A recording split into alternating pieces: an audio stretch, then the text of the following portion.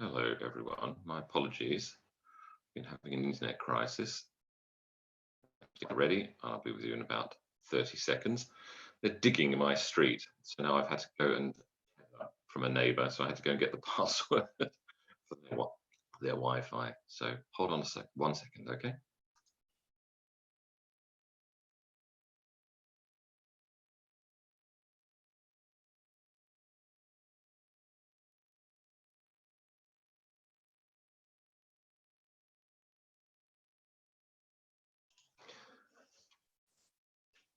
Okay. Okie dokie. Wonderful. Thanks, everyone. So sorry to have kept you waiting a little bit this morning. As I say, they've been working on my street for a while, and they finally got to my part.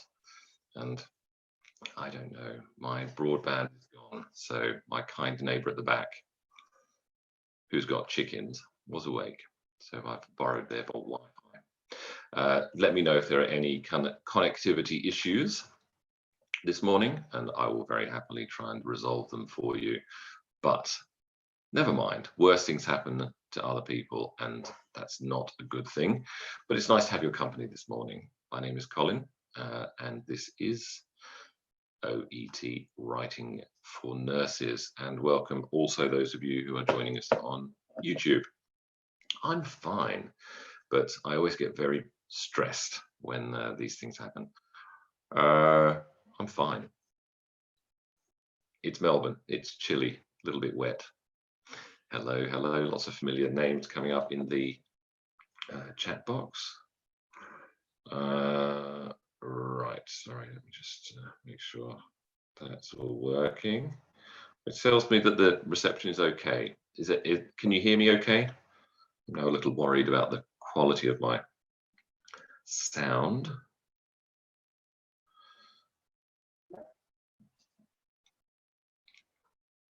Yeah, everyone can hear?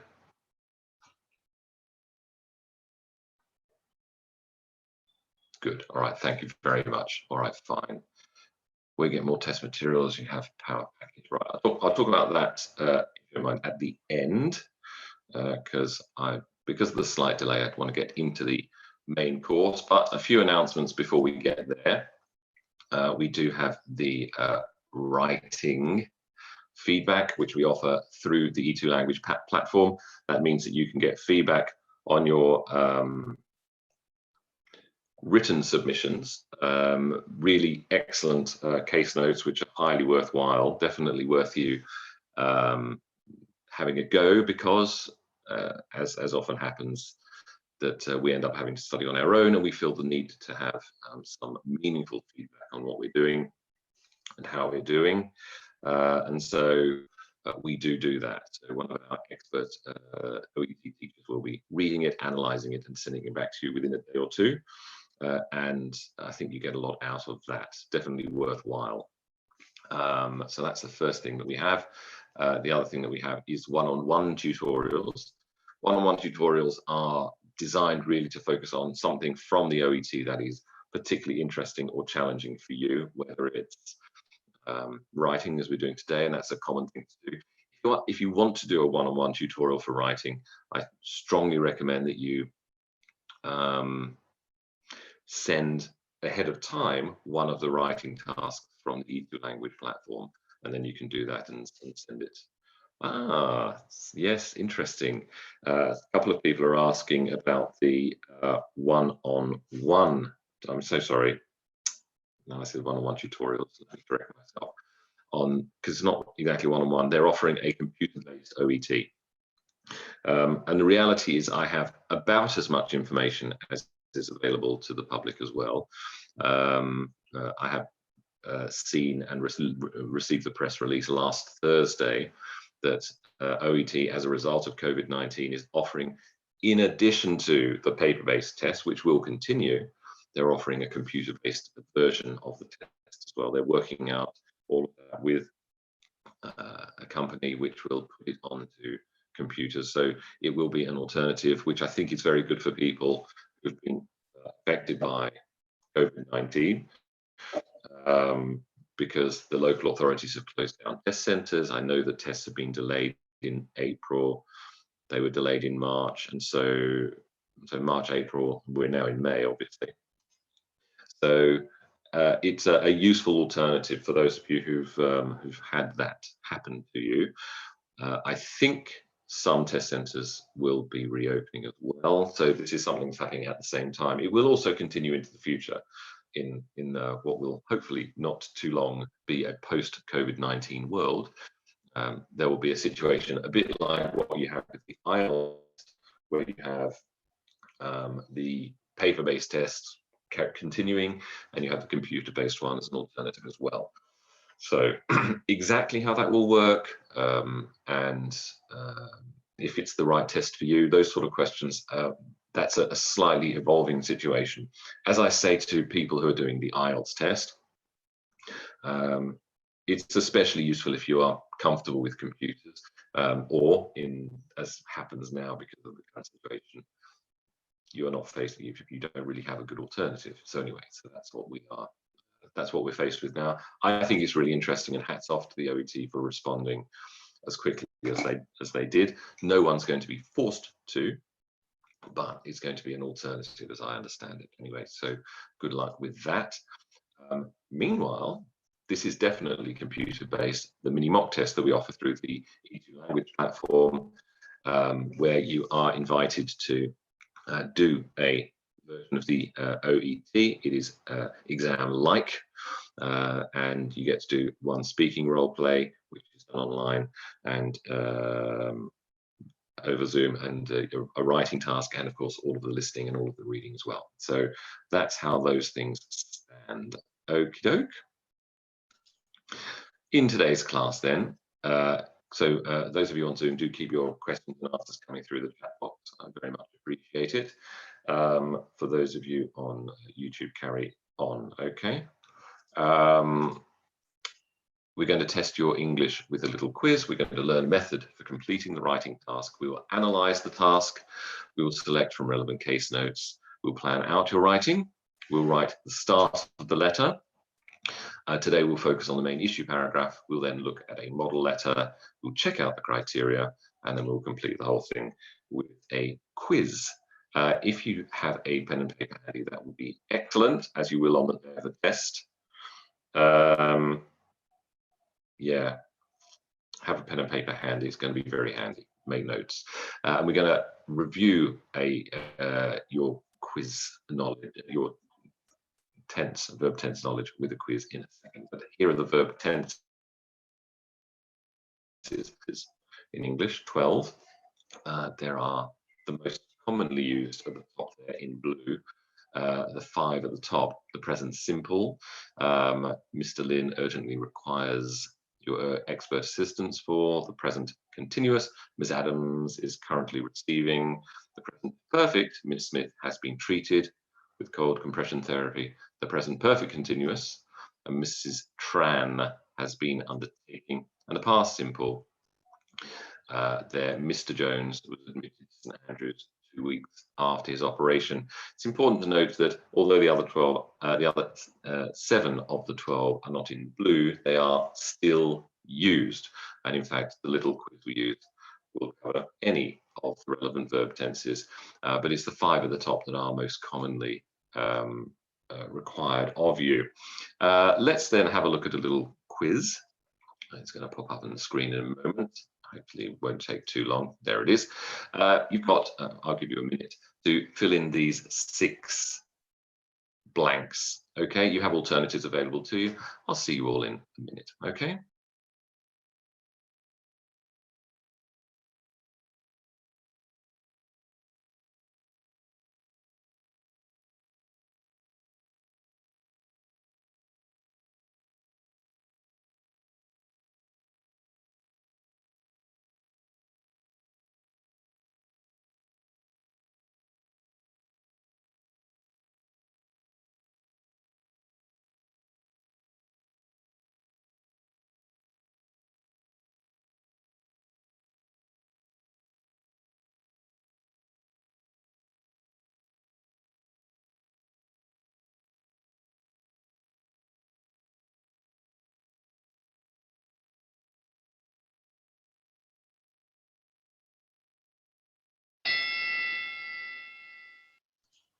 Just take a few more seconds.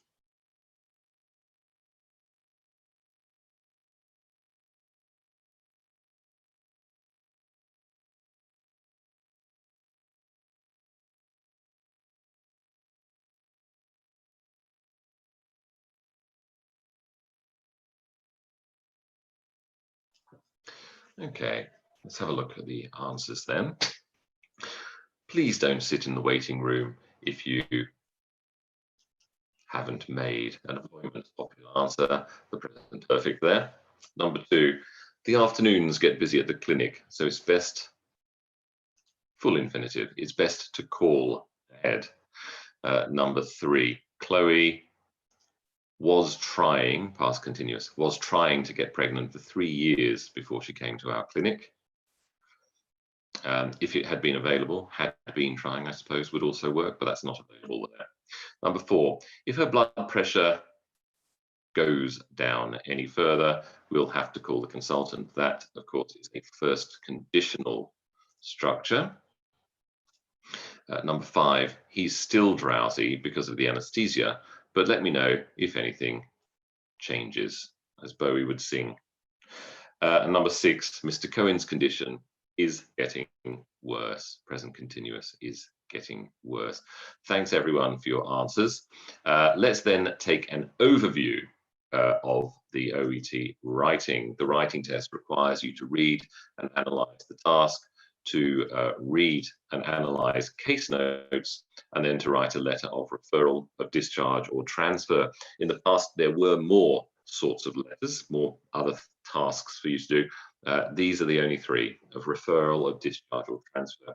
If for any reason you find that you've come across some source of alternative letter writing notes, throw them in the bin. Okay. The 45 minutes is divided then into 2 parts, the reading for 5 minutes and writing for 40 minutes. With the reading time then, you read the task, you work out who you're going to write to and what action they need to take.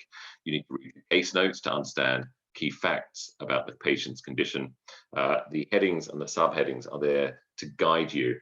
Just because something has a heading or a subheading doesn't necessarily mean any information needs to be included. That's your determination. That's what you will decide. And then number 3, you need to identify relevant information and decide if it is highly relevant or quite relevant, because if it's relevant at all, into the test it will go. You then into the text, not test, sorry. And then the 40 minutes of writing time. Let me just to close off the reading section. Treat the reading like a reading comprehension exercise, because that's kind of what you're going to be doing. You're reading, understanding, and determining, based on your reading comprehension, what information is important enough, relevant enough to go into your letter. Okay, and then in the writing time, you're going to plan out 3, 4, or 5 short paragraphs. Take about 5 minutes to plan out your letter before you spend the next 30 to 35 minutes writing very carefully, continually checking your work. Today, of course, our only focus will be on the main issues paragraph. So, I'm just reading, can't make any marks and case notes. You'll be able to, well, yes, you can organize the case notes. That's the whole point. Remember, really, it's important for you to be able to, no, you don't start writing. Okay. But the 5 minutes of reading is time for you to do this organization, as we will do in a moment, between relevant, repeated, and relevant, and not relevant.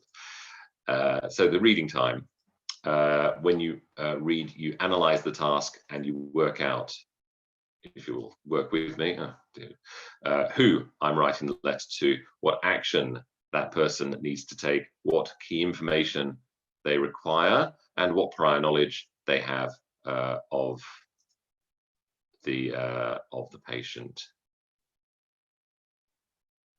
You do it in the 5 minutes, Adriele. You do that in 5 minutes.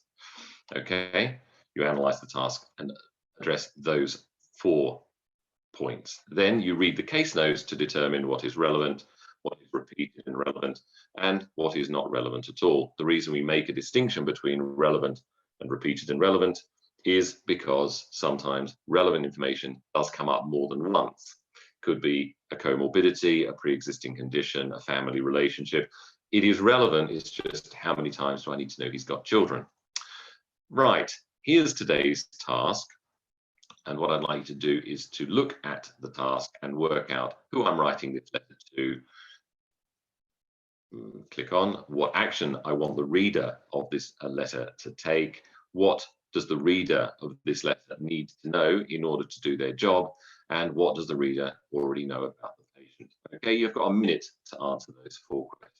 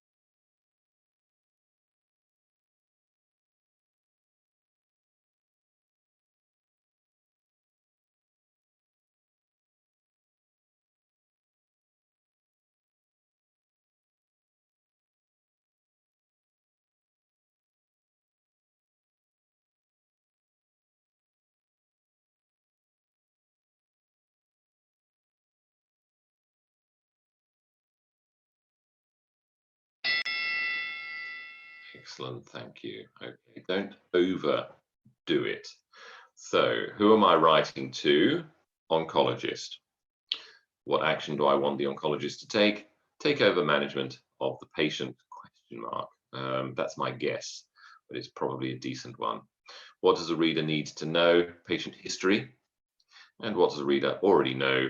As is often the case with these kind of letters, they don't know the patient. So we're going to now look at all of the case notes, all of them. There are many. As usual, you're going to work out what is relevant, what's repeated and relevant, and what is not relevant at all. Before you do that, just know how this relates to the criteria in the OET writing. It relates to 2 criteria. One is content. If you want top marks for content, you make sure that key information has been included and nothing important is left out. And then for conciseness and clarity, you're not including irrelevant information.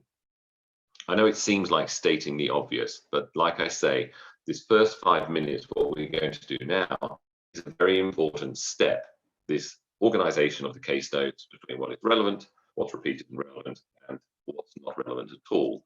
We're now going to look at all of the case notes. If it will allow me to move forwards, we'll look at all of the case notes. Here they are, and you've got 5 minutes to read and organize the case notes. I know it's always easier when it's on a page in front of you or an interactive screen, but never mind. Needs must. 5 minutes now to organize those case notes. You'll see when I've done them afterwards, you'll see that I've done them according to colors. So red for relevant, blue for repeated and relevant, and I leave black, that which is not going to be included. Okay, good luck.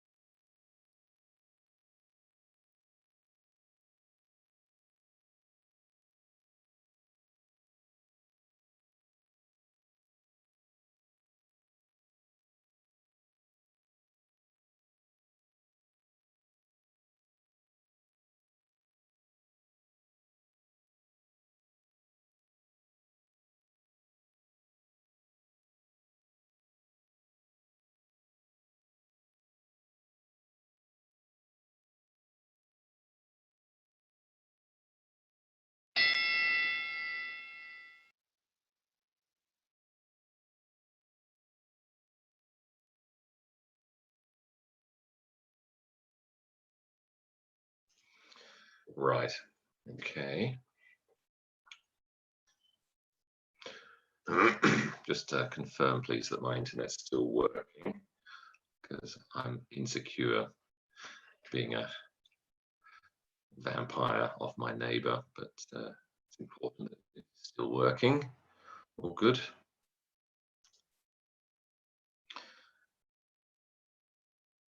Let's assume so. All right, then. So, let's have a look. What have we got here? In red, you'll notice I've got a number of things highlighted. Name, age, admission, and discharge dates are in red, meaning relevant.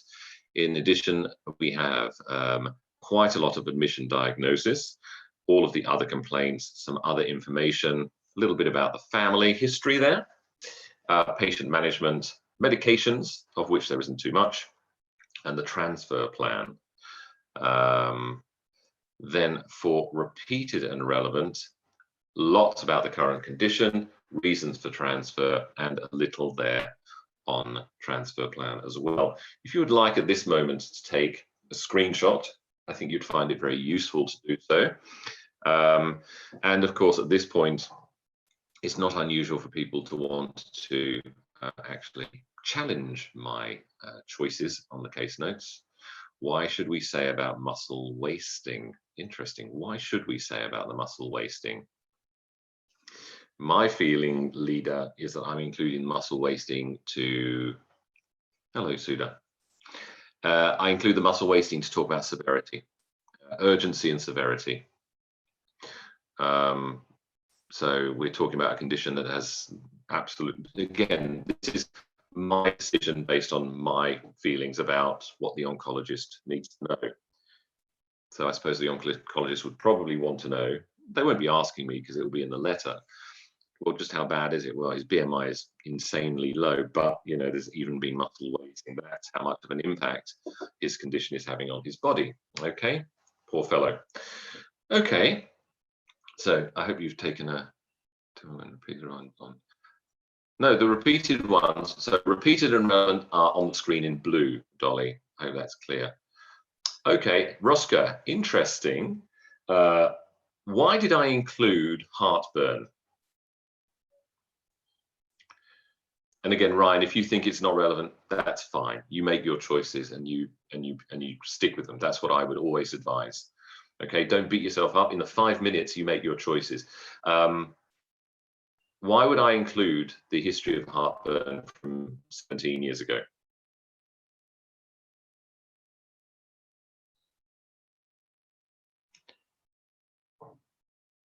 No one? Well, I'm including it because where's his cancer? Thank you, esophagus. So that's why I've included it. Okay, all right then. Thanks everyone. I think it's important. I made that decision. Very good.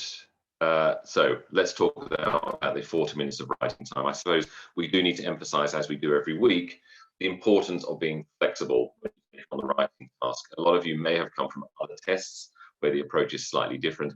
The approach in the OET requires you to be more flexible. Okay, don't be too rigid, and certainly don't go in thinking, oh, there's a right way and a wrong way to do this letter. There are multiple ways of approaching any set of case notes, and if you took 10 excellent candidates and gave them the same case notes, their letters wouldn't be identical, and that's okay. Why do we include repeated information? Not that we include repeated information because it's relevant, and we might condense the repeated mentions of, I don't know, family history, or repeated information of a particular condition which is repeated several times in one instance rather than repeating it many times in the letter. That's why. Okay. Note, repeated and relevant information, not just repeated information. So the letter that you write, talking about flexibility, maybe includes 3, 4, or 5 paragraphs. Today, of course, we're only focusing on the main issues paragraph. But before that, let's talk about planning and writing, where how we address the recipient, for which there is an outline, taking notes, and planning, where basically you decide how many paragraphs will go in the letter and what information will go into each paragraph, and writing the letter itself, where you continually check the relevance and importance of information you're including, and do leave a few minutes at the end to check your work. Now, the question Malar has asked is, how do transfer letters differ from referral letters? Not an enormous difference, but here we're talking about taking over their care, so I need to make it clear the purpose of the letter. Clearly, I'm transferring into their care and they're going to basically become their patient. So you'll notice, Malar, the way that we write letters today, where we have a transfer plan and the entire care is being handed over to the person receiving the letter.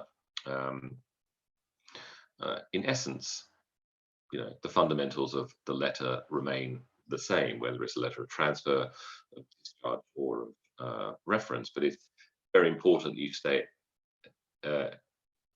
clearly the purpose of the letter. But you'll see in this letter, I think it'll be clear to you. So the letter outline, there is an outline. You start with the title and full name.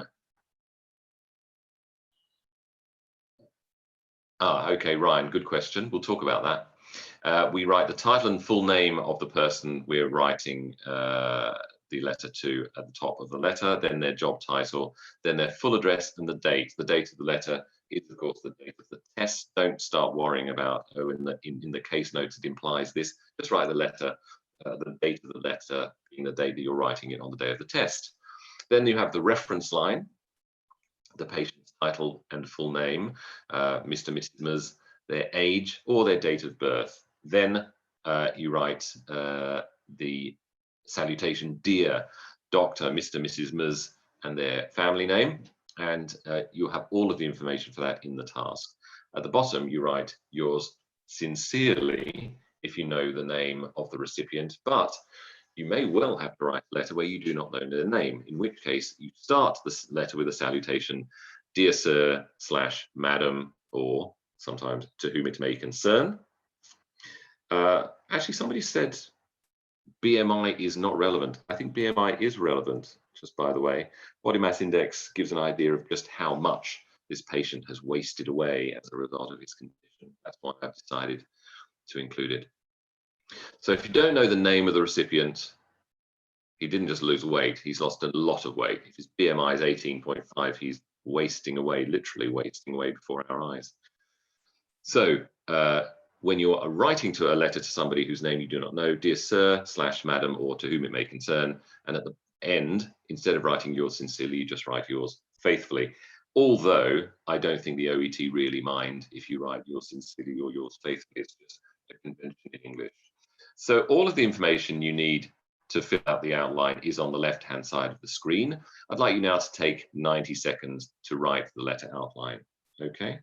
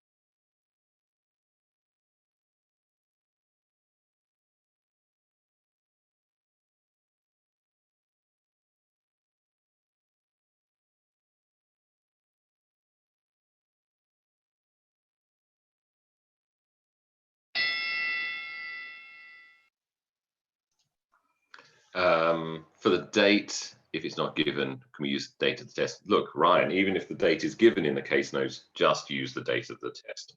That's just an easy thing to do. Every time when you write a letter, just write the date of the test. Okay, so here we have it. Oncologist at the top, Smithfield Cancer Centre, 305 Grattan Street, or maybe Grattan, Melbourne Vic, 11 July 2019. Mr. Bruce Brew, age 36. Dear Sir / Madam, because I don't know the oncologist at all, then yours sincerely or yours faithfully, doesn't matter, charge nurse. You'll notice that the date can go above the word oncologist or below Melbourne Vic.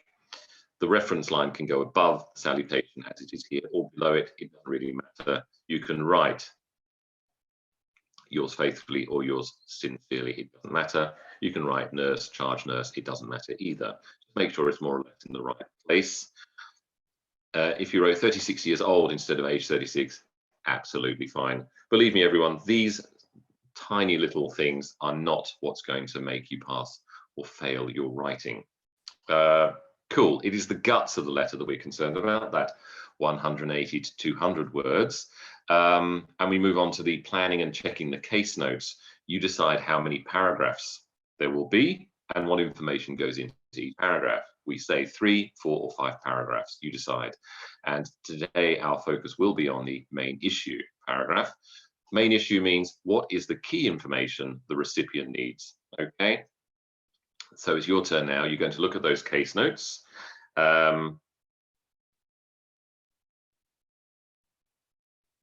And spend 90 seconds identifying information for the main issue brief, key information for the main issue paragraph. Okay, I'll see you in a minute and a half.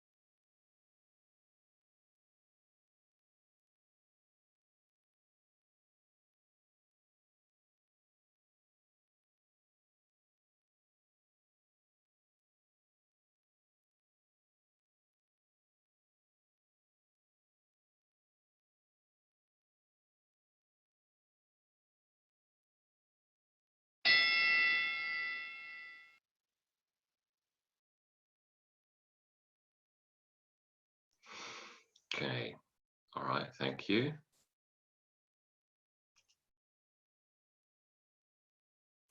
Main issue, here we are. My planning notes: name, Bruce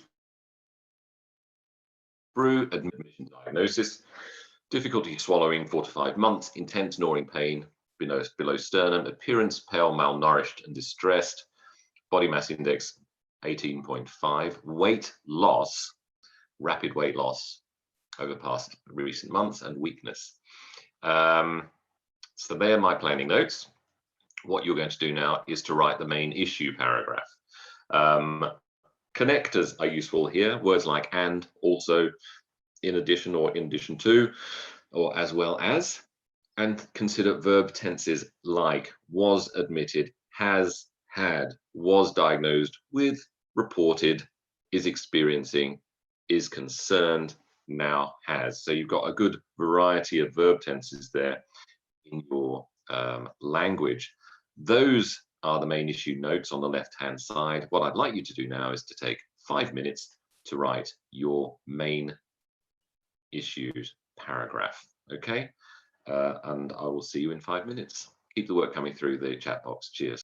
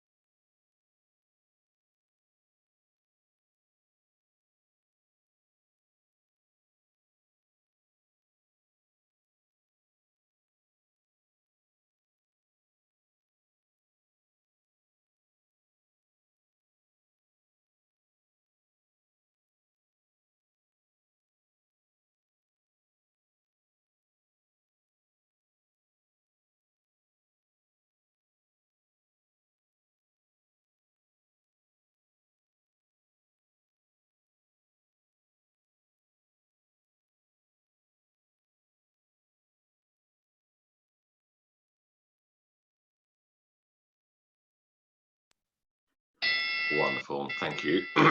Thank you for the people who've submitted answers. I know some people are much more comfortable writing by hand, and test for the time being is done that way. Okay, good. Think about using connectors. Have a look at this example. Mr. Brew was admitted on the 6th of the 7th with an intense gnawing pain below his sternum and difficulty swallowing for the past 4 to 5 months. He also reported a 10-kilo loss in weight over the past 6 months and weakness in routine activities. He now has a BMI of 18.5 and his appearance is malnourished and distressed. So I've included the BMI to emphasize that, a man of his, appearance does look malnourished and distressed. Okay, so let's then see that in the context of the entire letter. Again, if you want to take a screenshot of the whole letter, here it is for you. Knock yourselves out. You'll notice that we have a different sort of size of paragraph depending. So the third paragraph there, which is an interesting one, he has gastric reflux, which he treats with over-the-counter medications. Please also note that Mr. Brew consumes approximately 60 cans of beer each week. So again, I'm giving some background as to the probability of why he's suffering now with esophageal cancer. It could well be the beer, and this has been an ongoing problem as far as his history with reflux is concerned. Okay, look at the request paragraph. We request that you kindly provide Mr. Brew with ongoing care for his condition. His transfer will be by Seymour Ambulance Service. Okay, and notice in the introduction, thank you for taking over the care of. Okay, I know that's a phrasal verb, but it will do. Very nice, and thank you everybody who's shared their work with me. Make sure you've taken a screenshot because we're going to move on. Okay, and looking specifically here at genre and style in the criteria, modal verbs like must, could, will, and so on are a very important aspect of polite language. So in introduction, structures like I would like to refer Mr. Bernstein, who requires. In the central paragraphs, Mr. Awad might have sustained minor whiplash. Mrs. Schürler could not feel her fingertips, and in the request, Ms. Wright may require an MRI or a CT scan. So some modal verbs are commonly used for a specific context, like have to or mustn't.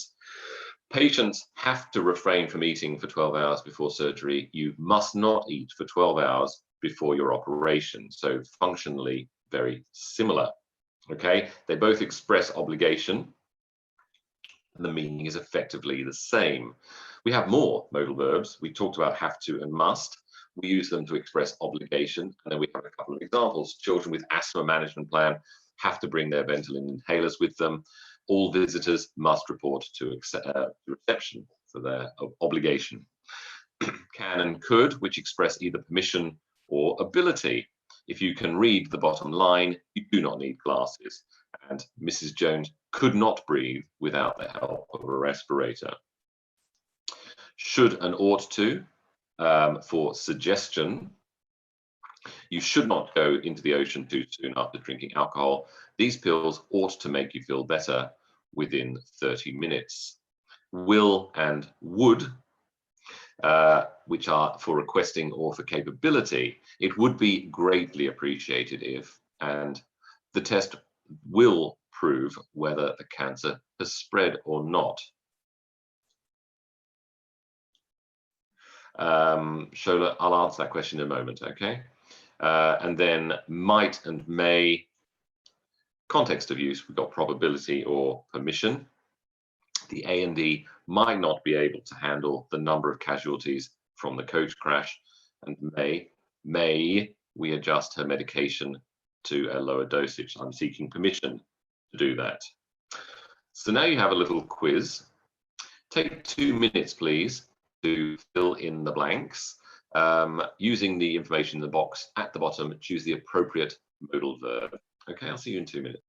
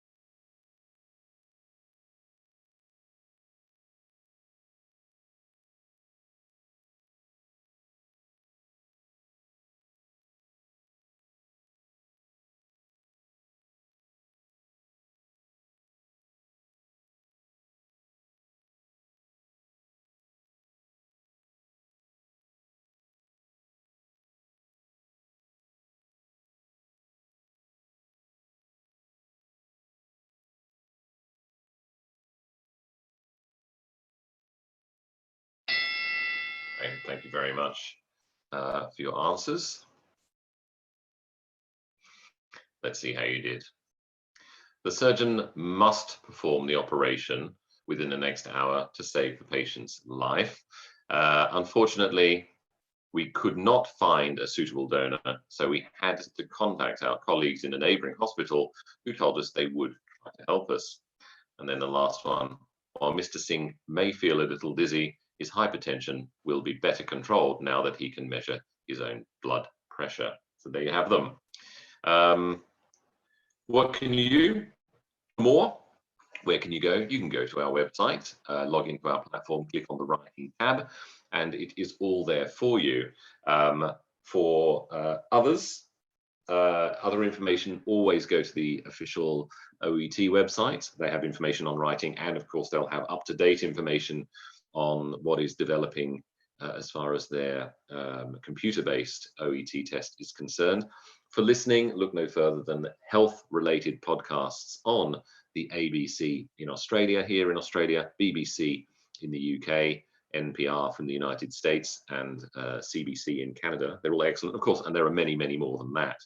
But health-related podcasts for your listening. The New England Journal of Medicine is excellent, as is Science Daily. Don't forget, Science Daily is also brilliant for your reading. Which explanation is that, Shola? Remind me, please.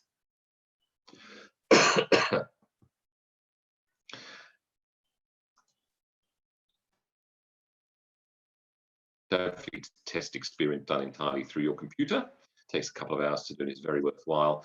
And that's been writing for nurses. Now, I know a couple of people, I said to you, I'll answer your questions later. If you could just repeat the question, because my memory isn't that good. I'm more of a goldfish than an elephant.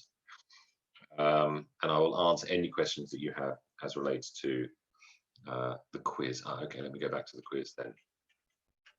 Okay. There you go, Shola. Is that what you meant?